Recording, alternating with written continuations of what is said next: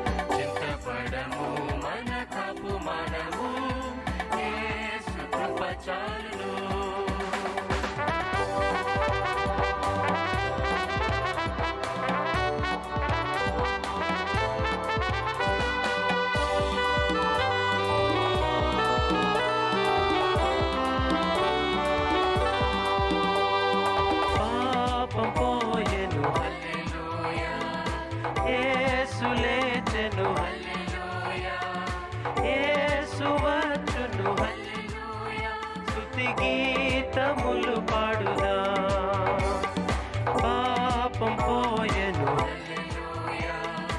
యేసు లేచెను, యేసు వచ్చును, స్తుతి గీతములు పాడుదా. నీటి యుగ నాటబడితిమి, వేరు కన్ని ఎదిగి ఫలియుతుము.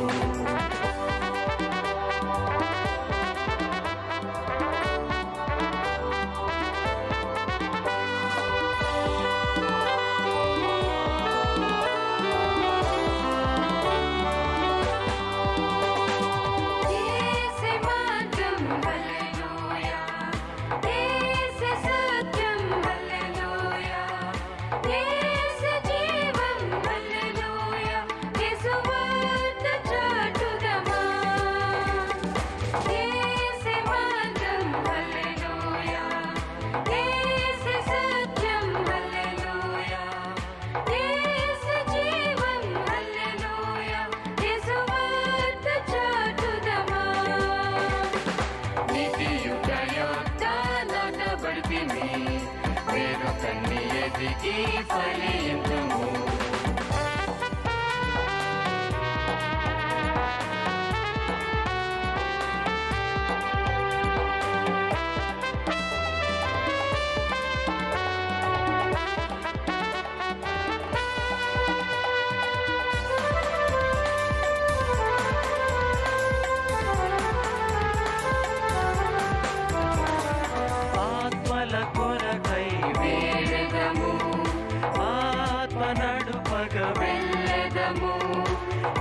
ఆత్మబలముతో సాగిదము, ఆత్మనాథుని సేవితుము.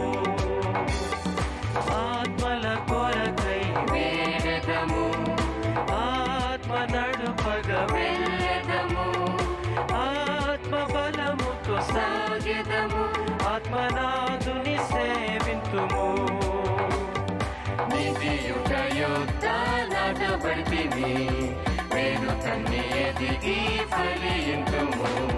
చింతపడము మన తప్పు మనము, యేసు కృప చాలును. నీతి యుగ నాటబడితిమి, వేరు కన్ని ఎదిగి ఫలియుతుము. చింతపడము మన తప్పు మనము, యేసు కృప చాలును.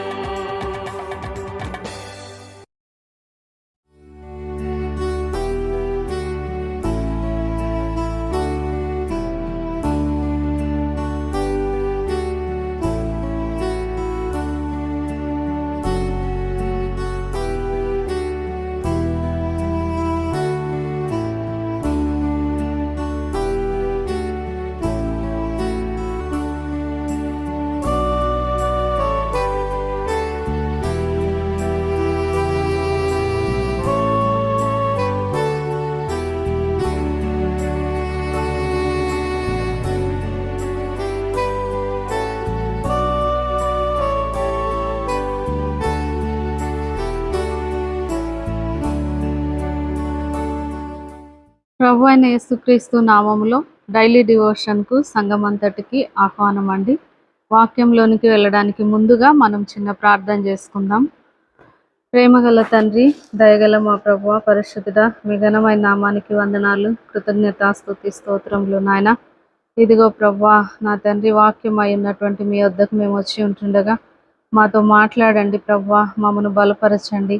నీ కొరకు ప్రభువా, మరి పచ్చని చెట్ల వలె ఈ లోకంలో ప్రభువా జీవించినట్లు నీ కృపను మాకు అనుగ్రహించమని మా ప్రభువును రక్షకుడు నైన యేసుక్రీస్తు నామంలో ప్రార్థించి స్తుతించి అడిగి వేడుకుంటున్నాను తండ్రి, ఆమేన్. కీర్తన 1వ అధ్యాయము 3వ వచనమండి. చదువుకుందాము. 2 నుంచి చదువుకుందాం. యెహోవా ధర్మశాస్త్రమునందు ఆనందించుచు దివారాత్రము దానిని ధ్యానించువాడు ధన్యుడు. అతడు నీటి కాలువల యోరన నాటబడినదై ఆకు వాడక తన కాలమందు ఫలమిచ్చు చెట్టు వలె నుండును. అతడు చేయునదంతయు సఫలమగును.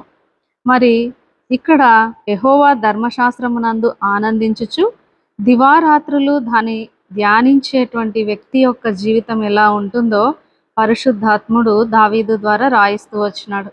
అతని జీవితం ఎలా ఉంటుంది అనంటే, నీటి కాలువ యొద్ద కాలువల యోరన నాటబడినటువంటి చెట్టులాగా ఉంటది అని చెప్పి చెప్తా ఉన్నాడు. చెట్టు మరి ఆత్మీయ జీవితం యొక్క ఎదుగుదలకు సూచనగా ఉంది. మరి ఒక విత్తనమును మనము పొలంలో విత్తినప్పుడు కానీ, మన పెరట్లో వేసినప్పుడు కానీ అది మొక్కగా ఎదిగి మరి చెట్టుగా మారి తర్వాత వృక్షముగా మారుతూ ఉంటుంది. అయితే దాని యొక్క ఫలాలను బట్టి అందరూ తిని ఆనందిస్తూ ఉంటారు. ఒక వృక్షము ఇంటి వారికి మాత్రమే సరిపడినటువంటి ఫలాలను ఫలించదు. అనేకులు ఆ యొక్క ఫలాలను భుజించినట్లు అనేకులకు ఉపయోగపడే రీతిగా వృక్షం అనేటువంటిది ఉంటుంది. మన యొక్క ఆత్మీయ జీవితము కూడా అనేకులకు మేలుకరంగా ఉండాలి అని చెప్పి ఈ యొక్క లేఖన భాగములు సెలవిస్తా ఉన్నాయి. ఆకు వాడక తన కాలమందు ఫలం ఇచ్చేటువంటి చెట్టు వలె మనం ఉండాలంట. మరి నీటి కాలువల యోరన నాటబడినటువంటి చెట్టు ఏ కాలంలో కూడా వాడిపోయినటువంటి అనుభవము మనము చూడం. అది పచ్చగా ఉంటది. కాయలు కాయకపోయినా కూడా, ఫలాలను ఇయ్యకపోయినా కూడా ఆ చెట్టు పచ్చగా ఉంటది. మన యొక్క జీవితంలో ఏ పరిస్థితులు వచ్చినా, కష్టాలు కానీ, బాధలు కానీ, ఇరుకులు, శ్రమలు, ఆర్థిక ఇబ్బందులు, వీటన్నింటిలో కూడా మనము ఎలా ఉండాలి అనంటే కృంగిపోయేటువంటి వారంగా ఉండకూడదు. మరి ఎండిపోయినటువంటి వారముగా, జీవము లేనటువంటి వారముగా మనము ఉండకూడదు అని ఈ యొక్క లేఖన భాగములు మనకు సెలవిస్తా ఉన్నాయి. మనం పచ్చగా ఉండాలి, ఫలాలనిచ్చేటువంటి చెట్టులాగా మనము ఉండాలి. అయితే పరిశుద్ధ గ్రంథంలో కొన్ని చెట్లు ఉన్నాయి.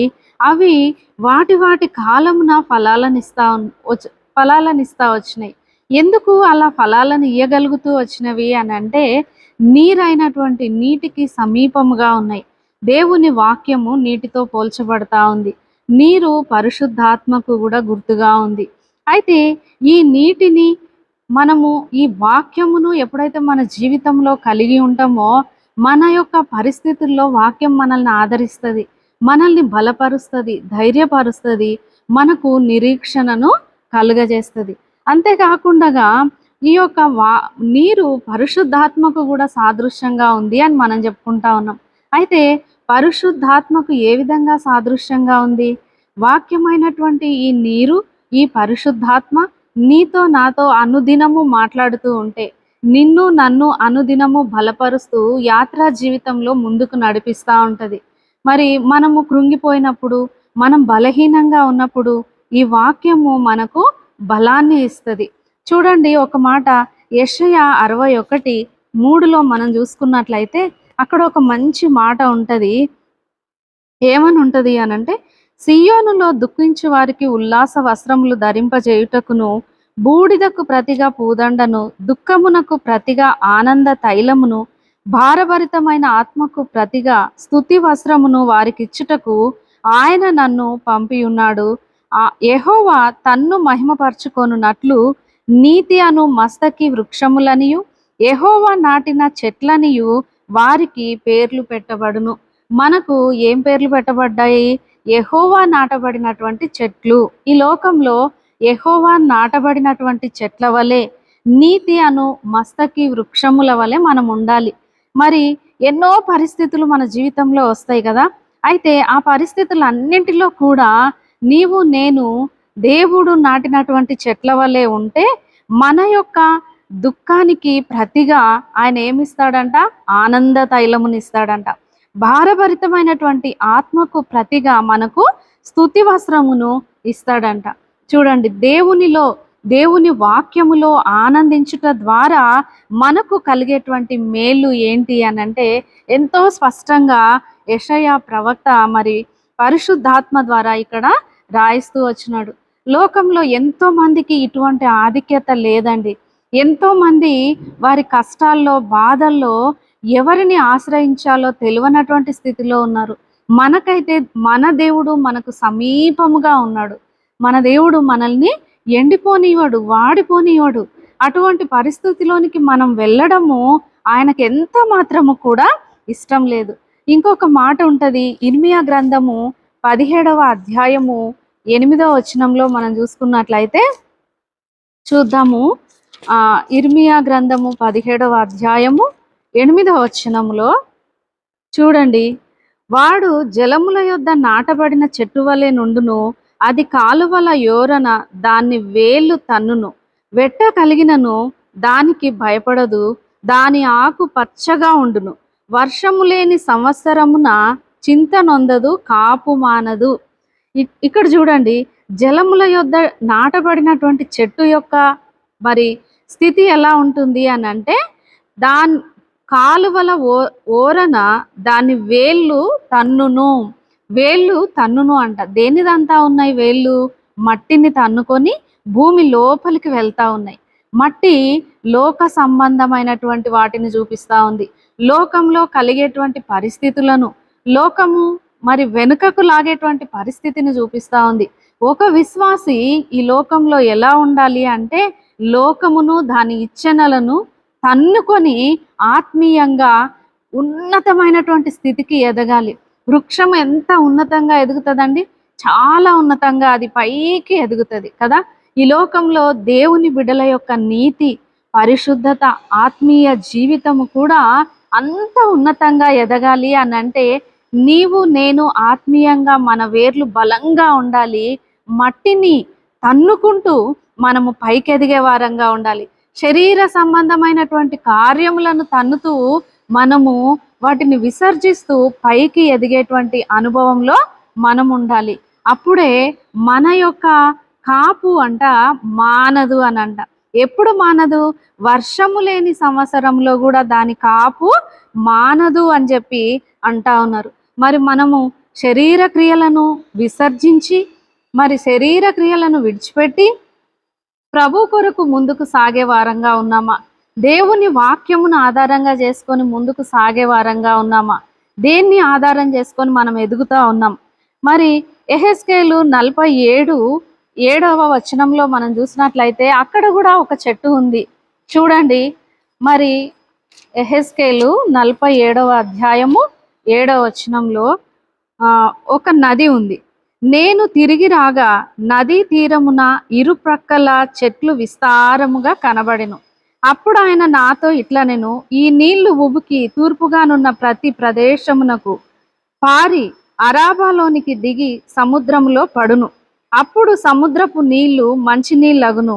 వడిగా పారు ఈ నది వచ్చు చోట్ల నెల్ల జలచరములన్నీయు బ్రతుకును. ఈ నీళ్లు అక్కడికి వచ్చుట వలన ఆ నీరు మంచినీళ్ళగును గనుక చేపలు బహు విస్తారము అగును. ఈ నది ఎక్కడ పారునో అక్కడ సమస్తమును బ్రతుకును. చూడండి, ఇక్కడ ఒక నది కనబడతా ఉంది. ఈ నది ప్రవహిస్తా ఉంది. ప్రవహించిన చోటల్లా కూడా జీవం కలుగుతా ఉంది. అంటే ఈ నదిలో ఉన్నటువంటి నీళ్లు మనం పరిశుద్ధాత్మకు గుర్తు అని చెప్పుకున్నాం కదా. పరిశుద్ధాత్ముడు నీలో నాలో కార్యం చేస్తా ఉంటే ఈ లోకంలో మనం ఎక్కడికి వెళ్ళినా మన చుట్టూ ఉన్నటువంటి వారికి జీవాన్ని అందించేటువంటి వారంగా ఉంటాం. చచ్చినటువంటి స్థితిలో పాపముల చేత, అపరాధముల చేత, శరీర కార్యముల చేత చచ్చిన స్థితిలో ఉన్నటువంటి మనుషుల మధ్యలోనికి నీవు నేను వెళ్ళినప్పుడు నీలో నాలో ఉన్నటువంటి పరిశుద్ధాత్ముడు వారికి జీవాన్ని కలిగించేటువంటి విధానంలో ఉండాలి. అయితే అలా ఉండాలి అంటే ముందుగా మనము పరిశుద్ధాత్ముని యొక్క ఆధీనంలో ఉండాలి, పరిశుద్ధాత్ముని యొక్క నడిపింపులో ఉండాలి. పరిశుద్ధాత్ముడు మనతో మాట్లాడుతున్నటువంటి ప్రతి మాటకు మనం విధేయత చూపేటువంటి వారంగా ఉండాలి. ఎప్పుడైతే పరిశుద్ధాత్ముని యొక్క మాటకు మనం విధేయత చూపుతామో మన ద్వారా అనేకమైనటువంటి అద్భుత కార్యాలు జరుగుతాయి. ఎవరైతే పరిశుద్ధాత్మ ద్వారా ప్రతి దినము సరిచేయబడరో, పరిశుద్ధాత్ముని యొక్క స్వరమును వినకుండా ఉంటారో వారు ఆత్మీయంగా చచ్చిన అనుభవంలో ఉన్నారు అని అర్థం. పరిశుద్ధాత్ముడు ప్రతిదినము నిన్ను నన్ను ఈ లోకయాత్రలో సరిచేస్తూ ప్రభువు కొరకు, ఆయన రాకడ కొరకు నిన్ను నన్ను సిద్ధపరుస్తా ఉన్నాడు. అటువంటి సిద్ధపాటుకు ఎన్నో ఉంటాయి. ఎన్నోసార్లు మనము అనేక పరిస్థితుల గుండా వెళ్ళవలసి వస్తుంది. మనలో ఉన్నటువంటి లోటుపాట్లను సరిచేస్తూ ఉంటాడు. సరిచేస్తున్నప్పుడు కొంచెం బాధ, నెమ్మది, దుఃఖము కలుగుతుంది. అయితే వాటన్నింటికి కూడా మనం విధేయత చూపాలి. విధేయత చూపినప్పుడే మనలో జీవం ఉంటుంది. మన ద్వారా మన కుటుంబానికి, సంఘానికి, సమాజానికి ఆత్మీయమైనటువంటి క్షేమాభివృద్ధి, జీవము కలుగుతుంది. ఎవరి జీవితంలో అయితే పరిశుద్ధాత్ముని యొక్క గద్దింపు, నడిపింపు లేదో వారు ఆత్మీయంగా చచ్చిన స్థితిలో ఉన్నారు అని అర్థము. అయితే అటువంటి దౌర్భాగ్య స్థితి నుండి మనల్ని దేవుడు విడిపించి తన ఆత్మ చేత ప్రతి దినము నడిపించి ప్రభు యేసు రమ్ము అనేటువంటి సంఘముగా మనల్ని అందరినీ సిద్ధపరచినట్లు ఆయన కృప మనందరికీ దయచేయునుగాక. ఆమేన్.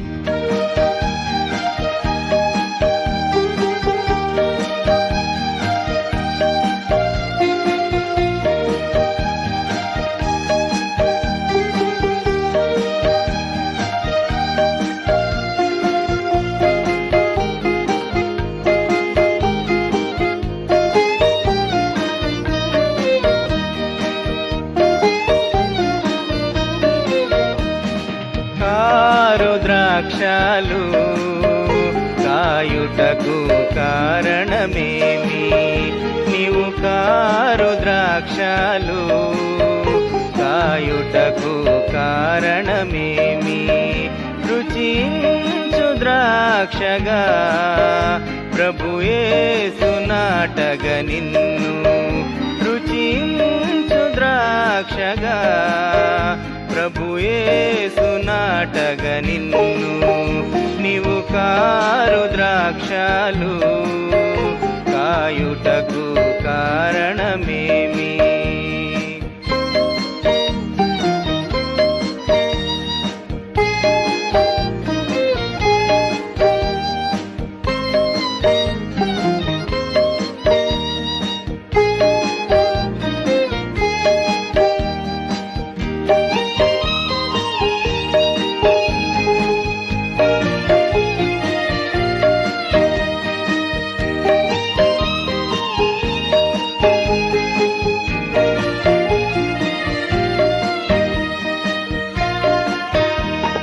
సారవంతపు నేలలో కారణముతో నాటెను,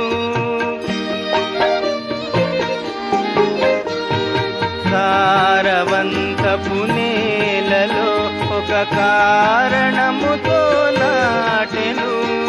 కారగా తన రక్తము భారమంతయు మోసెను, కారగా తన రక్తము నీ భారమంతయు మోసెను. చేరగాని ఫలములకై మారగ మారితివి, చేరగాని ఫలములకై మారగ మారితివి. కారు ద్రాక్షాలు కాయుటకు కారణమేమి? నీవు కారు ద్రాక్షాలు కాయుటకు కారణమేమి?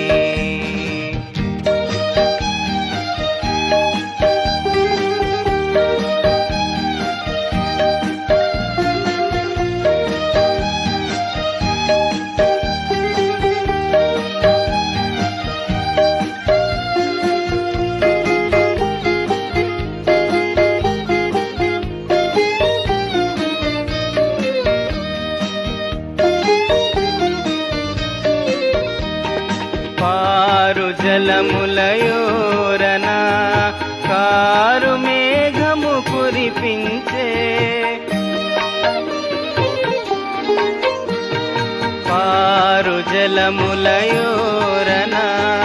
కారు మేఘము కురిపించే కోరు గాలి తుఫానులో మారు చీకటి రాత్రులలో కోరు గాలి తుఫానులో మారు చీకటి రాత్రులలో ఆరు బయటే కాచి నీకై ఎరుపెక్కెనె కనులు నీ ఆరు బయటే కాచి నీకై ఎరుపెక్కెనె కనులు కారు ద్రాక్షలు కాయుటకు కారణమేమి నీవు కారు ద్రాక్షలు కాయుటకు కారణమేమి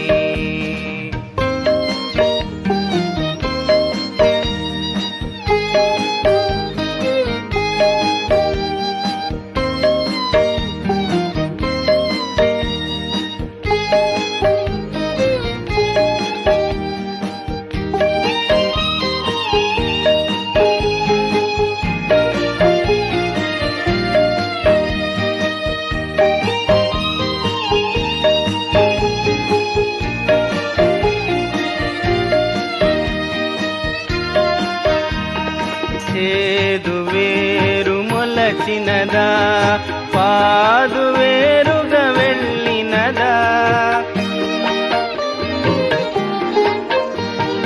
చేదు వేరు మొలచినదా పాదు వేరుగా వెళ్ళినదా అదుపే తప్పిన నీ స్థితికై బదులే కోరును ఆ ప్రభువు అదుపే తప్పిన నీ స్థితికై బదులే కోరును ఆ ప్రభువు ఆదుకొనుమని వేడిన కాదు పొమ్మనడు ఇప్పుడాదుకొనుమని వేడిన నిన్ను కాదు పొమ్మనడు కారు ద్రాక్షలు కాయుటకు కారణమేమి నీవు కారు ద్రాక్షలు కాయుటకు కారణమేమి రుచించు ద్రాక్షగా